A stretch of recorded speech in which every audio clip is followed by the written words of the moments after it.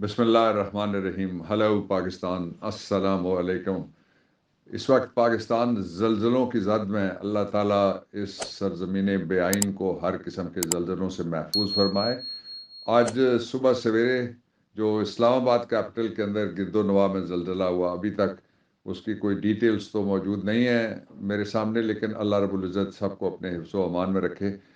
और उसके साथ ही जो दूसरी किस्म के ज़लज़ले हैं वो दो हैं। बहुत इम्पॉर्टेंट बात है जो मैं आपसे कहना चाहता हूँ आगाज़ में ही।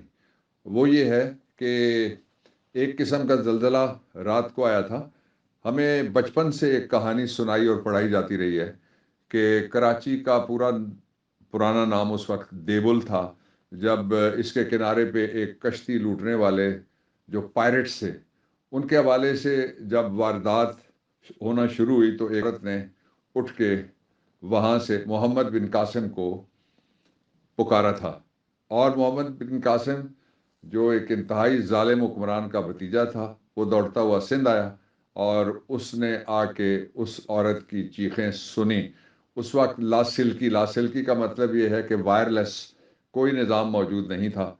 लेकिन ये अगर 100% सच तारीख मान ली जाए तो आज वही मुल्क है, आज उसी मुल्क की बेटियां हैं। उनकी चीखें आप उनकी ऑडियोज़ में सुनते हैं, उनकी वीडियोज़ में सुनते हैं, उनके घरों के अंदर होने वाले छापों में भी सुन रहे हैं। लेकिन उनके लिए मुल्क में कोई मोहम्मद बिन कासिम या कोई ऐसा कान नहीं है जिसके अंदर वो चीखें जाएं तो वो उनको रिस्पॉन्ड करे, वो उनकी मदद के लिए पहुंचे। और अल्लाह रब्बुल इज़्ज़त हर वक्त सुनते हैं, समी और इल्म रखते हैं सारा, अलीम और इंतहाई मेहरबान है। लेकिन जो सारी किबरियाई है वो सिर्फ़ और सिर्फ अल्लाह रब्बुल इज़्ज़त की ज़ात के लिए है, जिसका इक़्तिदार, जिसका इख्तियार, जिसका कब्ज़ा कुदरत उसमें मेरी और आपकी और हम सब की जान भी है। और ये पूरा जहान और वो आलमीन जिनका ज़िक्र हमने सुना है मुक़द्दस लफ्ज़ों में, लेकिन कोई इंसानी आँख वहाँ तक नहीं पहुँच सकती। इस बेकरां निज़ाम के अंदर जो नीचे बैठे हुए लोग होते हैं वो बिल्कुल बेहैसियत होते हैं। वक्त गुज़रता है तो शायर ने कहा था कि ये वक्त किसकी रौनक पे खाक डाल गया, ये कौन बोल रहा था खुदा के लहजे में। अल्लाह ताला एक है, ये हमारा ईमान है। इसलिए जो कल रात को एक मिडनाइट प्रेस कॉन्फ्रेंस हुई है, उसके ज़रिए से पाकिस्तान के अंदर एक खौफ का जलजला और खौफ की लहर, फियर ऑफ टेक्नोलॉजी, और by using the fear as technology लोगों को खौफ दिला के उनकी रीढ़ की हड्डियों में खौफ उतारने के लिए इस प्रेस कॉन्फ्रेंस में दो बातें की गई। एक बात ये थी कि किसी जगह कैप्टिविटी के अंदर यानी हिरासत के अंदर, किसी डिटेंशन के अंदर कोई खातून ऐसी है जिसकी नामूस को खतरा है। अगर हुक्मरानों ने ये सुन लिया, अगर मुक्तदर हलकों ने ये सुन लिया, तो फिर कौम ये पूछना चाहती है कि तुमने किया क्या।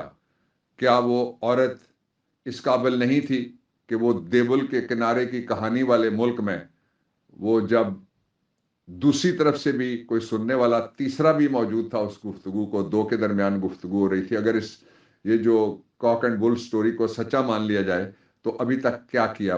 कौम पूछना चाहती है, कौम जानना चाहती है कि ये पाकिस्तान की, ये कायद आज़म की, ये अल्लामा इकबाल की बेटी और ये बिनते आदमो हवा कौन है, किस जगह वो बंद है। और इसके साथ ही कौम ये भी जानना चाहती है कि जितनी बेटियां बंद हैं, जितनी बहुएं बंद हैं, जितनी नवासियां बंद हैं, जितनी बहनें बंद हैं, जितनी माएँ बंद हैं, उनको क्यों रिहा नहीं किया जा रहा, उनका कसूर क्या है। एक ऐसा समाज जहाँ पे जिनके खिलाफ बड़े शदीद किस्म के मुल्क तोड़ने के, बगावत के, गद्दारी के, सेडिशन के और आर्सन के पर्चे होते हैं, उनको जब वो इस्लामाबाद प्रेस क्लब वाली कुर्सी पे आके बैठ जाते हैं तो यूं पता लगता है कि जिस तरह उनके सारे मनी लॉन्ड्रिंग, जिस तरह पीडीएम के हुक्मरानों की फौरन हो जाती है, उनकी भी लॉन्ड्री हो जाती है, ना उनके खिलाफ कोई केस रहता है। आज मुझे किसी ने मुल्तान से शेयर किया है कि एक साबिक एमएनए है, एक एमएनए है जिसका ताल्लुक پی ڈی ایم کے ساتھ ہے، اور وہ خط لکھ کے متعلقہ حکام کو اور تھانوں کو یہ کہہ رہا ہے کہ فلاں فلاں فلانے فلانے جو موضع کے لوگ ہیں، ان کو فلانے برادری کے لوگ ہیں، ساتھ نام ان کے لکھے ہوئے ہیں، برادریاں لکھی ہوئی ہیں، موضع لکھا ہوا ہے کہ ان کو گرفتار نہ کیا جائے۔ کیوں نہ گرفتار کیا جائے؟ یہ تحریک انصاف کو چھوڑ کے نون لیگ میں آ چکے ہیں۔ یہ لفظ ہیں جو میں آپ کو کوٹ اور ان کوٹ سنا رہا ہوں۔ اس کا مطلب یہ ہوا کہ پاکستان میں جن کے خلاف پروپیگنڈا کیا جا رہا ہے کہ انہوں نے کوئی جرائم، جن کا میں نے ابھی ذکر کیا، کوئی ایک جرم بھی انہوں نے نہیں کیا۔ ان کا جرم یہ ہے کہ وہ عمران خان کے ساتھ کھڑے ہیں اور عمران خان کے ساتھ وہ پاکستان کو تبدیل کرنا چاہتے ہیں۔ اس لیے میں سب سے کہنا چاہتا ہوں کہ عمران کو لاؤ، نظام کو بھگاؤ۔ عمران کو لاؤ، ظلم کے نظام کو بھگاؤ۔ عمران کو لاؤ، فیشزم کے نظام کو بھگاؤ۔ عمران کو لاؤ اور ظالموں کو، پہلو تھا میں نے جو آپ کے سامنے رکھا۔ اب میں دوسرا پہلو جو میں نے پاکستان میں زلزلے، ان میں سے سب سے بڑے زلزلے کی طرف، جو کسی ٹیکٹونک پلیٹ کی طرف سے نہیں اور ٹیکٹونک پلیٹ کی حرکت کی وجہ سے نہیں، بلکہ جو اکنامک پلیٹس ہیں پاکستان کی، ان کے اندر جو بھونچال آیا اس کے نتیجے میں ہوا ہے، وہ پاکستان کی یوتھ ہے جو تقریباً اس وقت، پہلے کہتے تھے 63، پھر 65 ہوا چند سال پہلے، اب میرے خیال میں 70% کے قریب وہ پاپولیشن پاکستان کے اندر موجود ہے۔ اس کے دو طبقات پیدا ہو گئے۔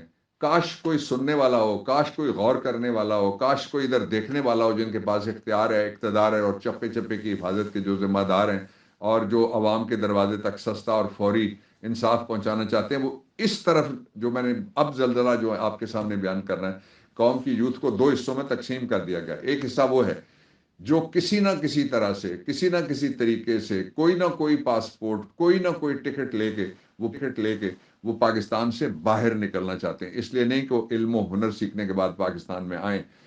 یا بے شمار لوگ بیرون ملک مقیم پاکستانی بتاتے ہیں کہ بے شمار لوگ نہیں، لا تعداد نہیں بلکہ ان گنت بچے اور بچیاں ایسے ہیں جو وہاں سے آتے ہیں پڑھنے کے نام کے اوپر، اور پھر وہ واپس نہیں جا سکتے، نہیں جانا چاہتے۔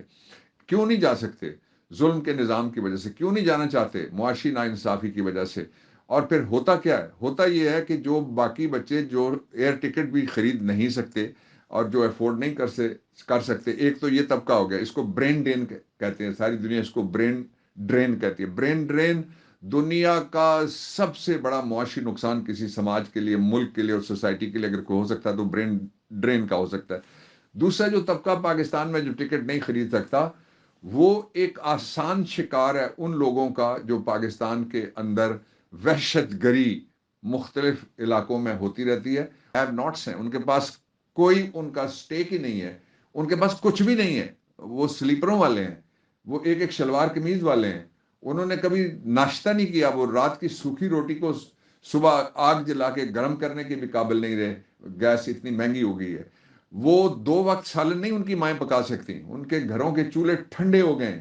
تو ایسے میں اگر ان کو کوئی 10,000 روپے میں بھی ملازمت دیتا ہے، 20,000 میں ملازمت دیتا ہے، اور یہ باتیں میں نے نیکٹا کے اندر بیٹھ کے، جب نیشنل ایکشن پلان ہو رہا تھا، اور اس سے پہلے کیبنٹ میں ایک دفعہ، اس سے پہلے ایک اور دفعہ کیبنٹ میں نے یہ باتیں خود اپنی آنکھوں سے دیکھی ہیں، جو ہمیں اپنے اداروں نے دکھائی ہیں، اور وہ سچ تھا کہ جب وہ لوگ آئے اور جو افغان جہاد کے نام کے اوپر ساری دنیا نے حملہ کر دیا پورے افغانستان کے اوپر، وہ سپل اوور ہوا پاکستان کے اندر، ایک دفعہ نہیں ہوا، یہ 30 سال تک یہ باہر سے حملے ہوتے رہے، اور مغربی افواج اور ان کے جو سہولت کار تھے وہ سارے کے سارے یہاں پہ پہنچ گئے۔ تو اس کا نتیجہ کیا ہوا؟ اس کا نتیجہ یہ ہوا کہ یہ ایک جو ٹریڈ بن گیا، باقاعدہ خوف، ٹیکنالوجی تھی، پاکستان میں پہنچا تو وہ ٹریڈ بن گیا۔ یہ ٹریڈ اگر ریاستی اداروں میں بیٹھے ہوئے کچھ لوگ یا کچھ ریاستی ادارے اور خاص طور پہ پولیس اس کو فیئر کی ٹیکنالوجی کو اگر اپنا ٹریڈ مارک بنائے گی تو سمجھیں کہ ملک خطرے میں ہے، ملک کا مستقبل خطرے میں ہے۔ اور نکلنے کا ایک آسان راستہ ہے، بہت سیدھا راستہ ہے، اس راستے پہ چلو، بسم اللہ کرو۔ پاکستان کا مستقبل الیکشن کے بغیر اور عوام کے ووٹ کے بغیر کسی کے ساتھ وابستہ نہیں ہے۔ اور میں آخری بات یہ کہنا چاہتا ہوں، عمران خان کے حوالے سے جو باتیں ابھی تک سامنے آ چکی ہیں، ان باتوں کی روشنی میں مجھے یہ کہتے ہوئے کوئی باک نہیں ہے، کوئی آر نہیں ہے، اس لیے کہ یہ کوئی نعرہ نہیں ہے، یہ میں بالکل سیدھی بات آپ کو بتاتا ہوں کہ وہ آ رہا ہے اور اس کو کوئی نہیں روک سکتا۔